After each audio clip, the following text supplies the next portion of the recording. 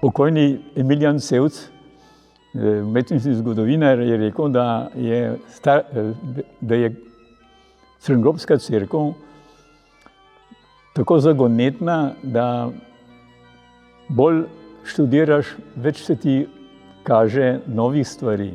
Zgodba je pravzaprav zavita v davnino. Ne ve se točno, kdaj pa je bila ta cerkev prvič postavljena. Prav v zadnjih časih mislimo, da je to povezano z drugo križarsko vojno. Namreč takrat, to je bila križarska vojna med leta 1145 do 1149 in takrat je z to armado peš potovalo 12.000 romarjev, ki jih je vodil frajzinški škof Oton, in ker je Škofja Loka bila drugo najpomembnejše njihova lastnina, je seveda šlo tudi od tukaj dosti romarjev. Zelo verjetno je to, da so postavili tukaj memorialno kapelo, in ker je bilo toliko obiska, se je ta cerkvica, kapela začela širiti in poznamo 5 faz, do danes, v 800 letih je nastala ta mogočna Božja pot, ki je imela tudi po 800 do 900 maš na leto. Vsem so hodili bogati donatorji in denar se je stekal in iz tega se je, povečeval ta obseg. Kasneje, v turških časih, je postala tudi zakladnica Loška. Žal, da je ta denar zamikal, vedno mikal tudi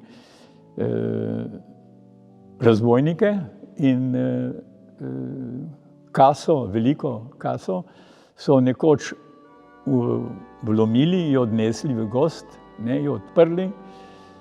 Notri niso našli pretiranega bogatstva, ampak uničili so se dokumenti dragoceni, tako da res pogrešamo, tako da moramo iskati še druge vere, pa jih dobimo.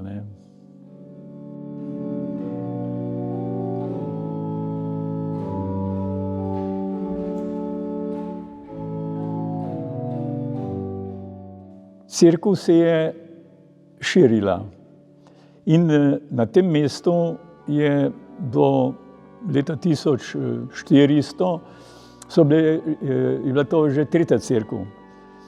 Ker je bilo potrebno jo širiti zaradi večjega obiska, so se še gradili 2 ladje in so bile pokrite še po maniri, pozne gotike z ravnim stropom, kasetiranim, pobarvanim, vendar to ni več zadostovalo, zato so se lotili obokanja. Zaradi tega so mogli porezati prečne tramove.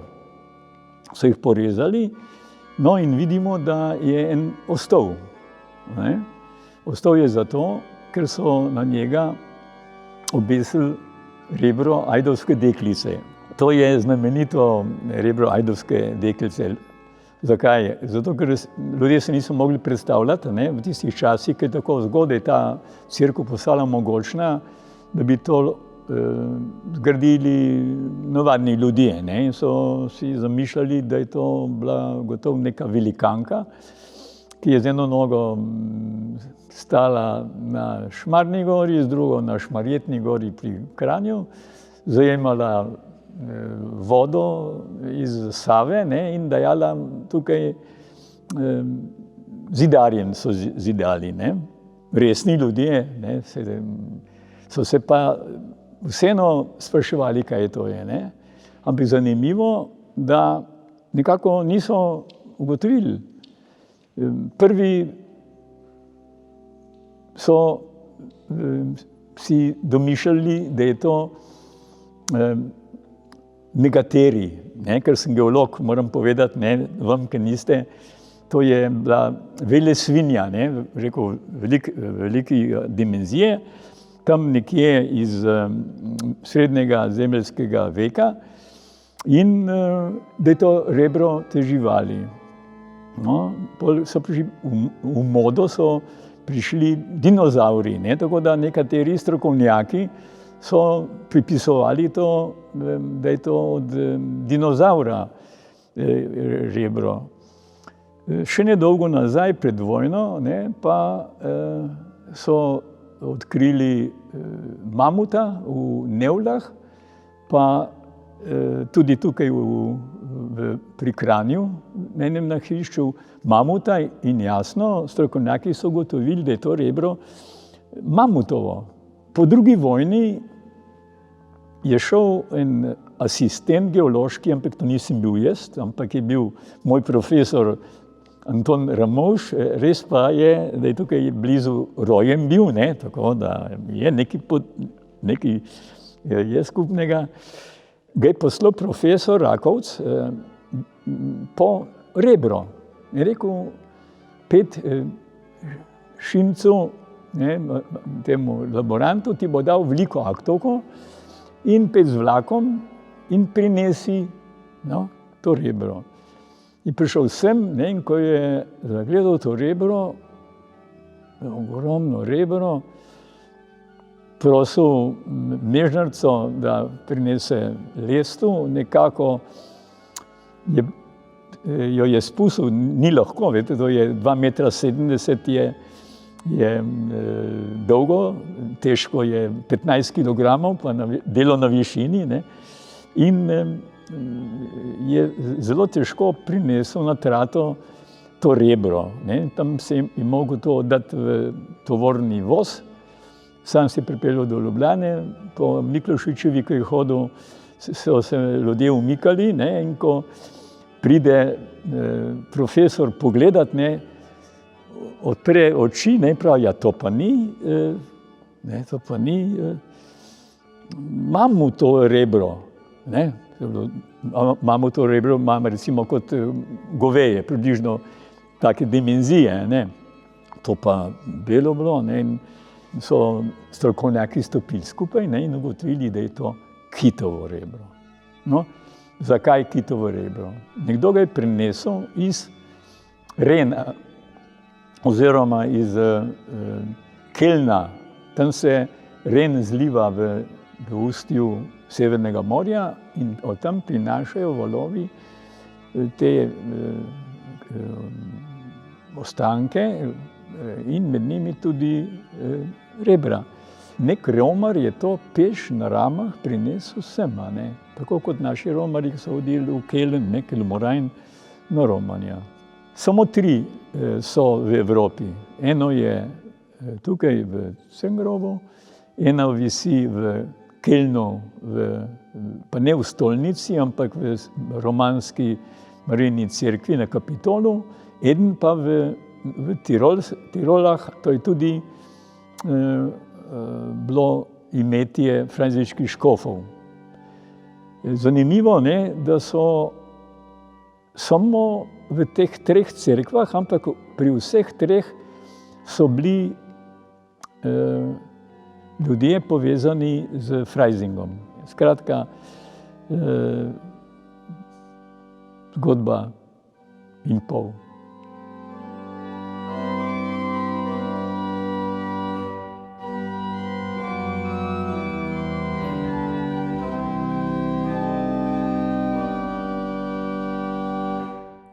Ja, res bi bilo čudno, da tudi s to sliko nekaj posebnega, ne, ker kakor vidimo, ne, je vse, kar se lotva, je nekaj posebnega. In tudi v resnici je ta slika posebna, ne.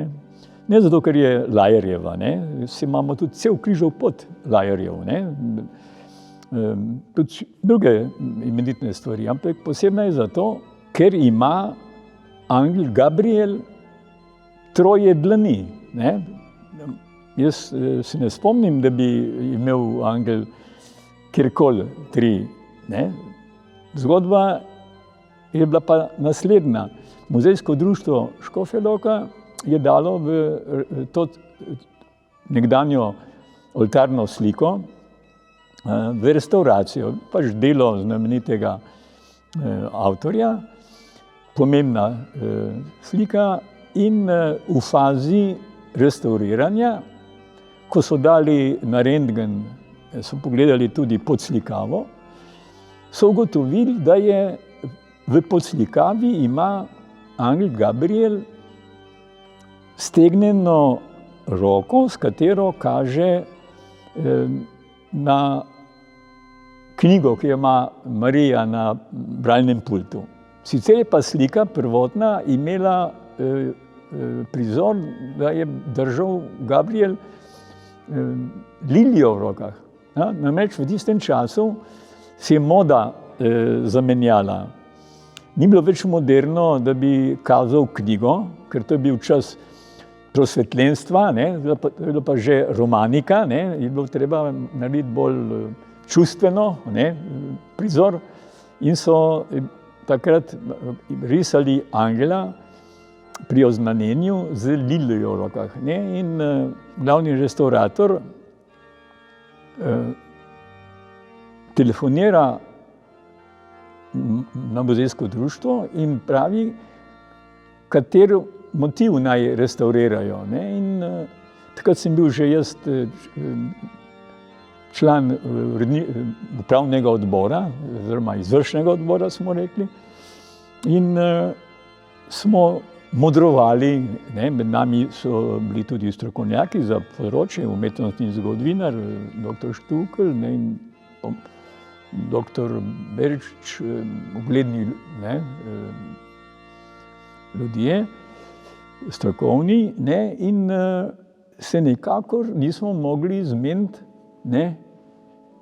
kaj bi dali. Običaj je, da se da starejše, zato da pokaže, da je slika stara. Ampak tukaj je bil isti avtor, to ni bilo pomembno, in se nismo mogli zmeniti. In ravno takrat, ko smo mogli zadnjikrat dati odgovor, nas je bilo 10.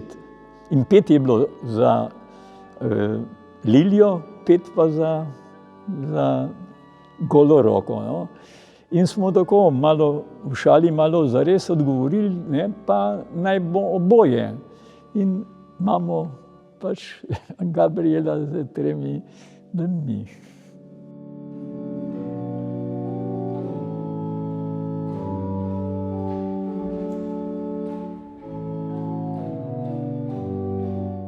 Barbara je zavetnica in priprošnjica ob nenadni smrti, se pravi, spada med tistih 14 svetnikov, priprošnikov, in ponavadi njej si priporočajo zlasti rudarji, podmorničarji, sploh topničarji, taki ljudje, ko se ukvarjajo z nevarnimi poklici, ker smrt nepričakovano nastopi.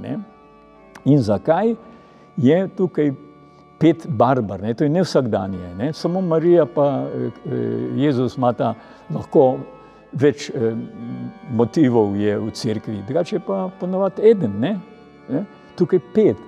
No, moramo opozoriti, da tukaj Crnogorska cerkev stoji pravzaprav verjetno na eni veliki votlini.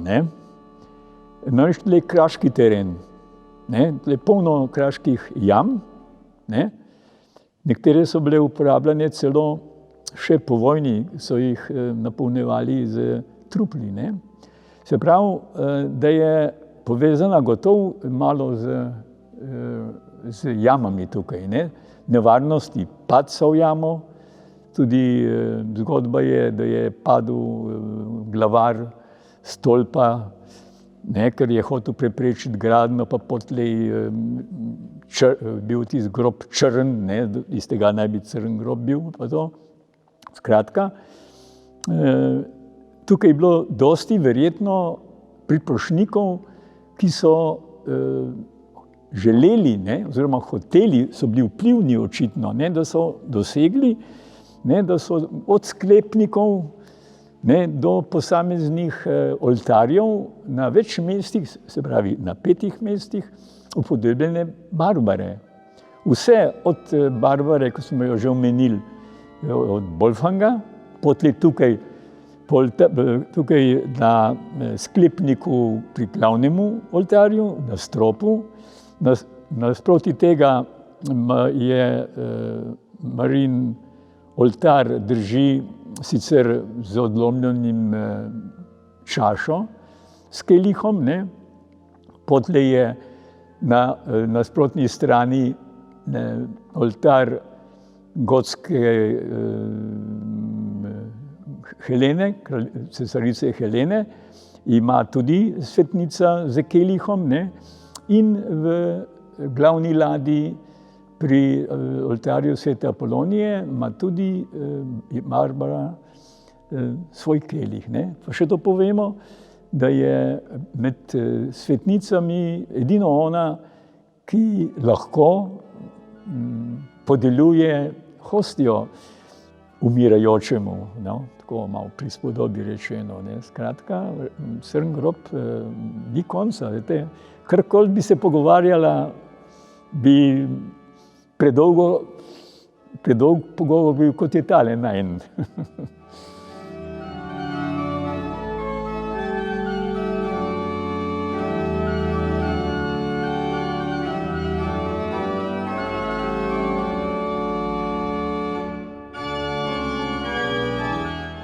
Ja, stojimo pred fresko Svete nedelje.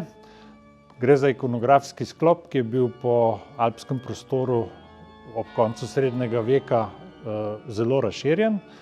Govori pa nam o tem, kaj ob nedeljah ne smemo delati, da s tem ne prizadenemo Kristusu ran. Torej gre za to, da se opredeli razliko med tednom in pa nedeljo, ki je posvečena predvsem duhovni hrani, molitvi in tako dalje. In s neprimernimi opravili lahko ta sveti dan oskrunimo in s tem zadajamo Kristusu rane. Torej, to je okvir te zgodbe. V njem pa vidimo v bistvu celo plejado etnografsko zanimivih opravil, ki so jih takrat dokumentirali. Seveda je tukaj vprašanje, ali gre res za upodobitev del, ki so se dogajale na Loškem, ali gre tukaj za v bistvu eno kopijo dogajanj, oziroma ali so bili vzori tudi izven škofjeloškega ozemlja. Tisto, kar mene najbolj zanima pri tej freski, pa sta dva prizora, ki se tičeta tudi glasbene kulture tega časa. Eden, ki ni toliko glasbeniški, je v bistvu tamle lovec z rogom, ki pomaga sokolarju ob lovu, torej gre za bolj signalni kot pa glasbeni inštrument. Za razliko od tega imamo pa tik pred peklenskim žrelom upodobljen prizor s plesom. To je pa enkratna stvar v bistvu v našem prostoru, ker gre za edino upodobitev plesa iz tega časa. Torej, kot že rečeno, avtor je bil Janez Ljubljanski, datacija nekje druga pol ali pa konec 15. stoletja. Na prizoru, ki je tukaj na originalni freski že zelo izpran, komaj še viden, pa lahko vidimo 3 plesne pare, ki se držijo, stopajo en za drugim, se držijo za roke. V ozadju pa najdemo 3 glasbenike, ki za ples igrajo. Torej gre za ples, ki je bil v istem času zelo dobro opisan predvsem v Italiji. Gre za dvorno etiketo, za dejavnosti najvišjih, lahko rečemo, italijanskih dvorov, ki jih imamo dobro dokumentirane, opisane v različnih plesnih traktatih iz tega časa, tako da je možna zelo natančna rekonstrukcija. Ob tem poznamo pa tudi glasbeno spremljavo. Tudi na tej freski so bili verjetno 3 ali pa 4 inštrumenti. Dva od njih bi lahko opredelili za šalmaje, torej to so predniki današnje oboje. Tretji inštrument pa so zagotovo dude, ki so v bistvu bile v tem času slovenski ljudski inštrument, kar v bistvu danes rahlo pozabljamo. imamo jih pa upodobljene na mnogih drugih freskah po Sloveniji, predvsem v tako imenovanem kranjskem prezbiteriju, kjer angeli pojejo Božjo slavo.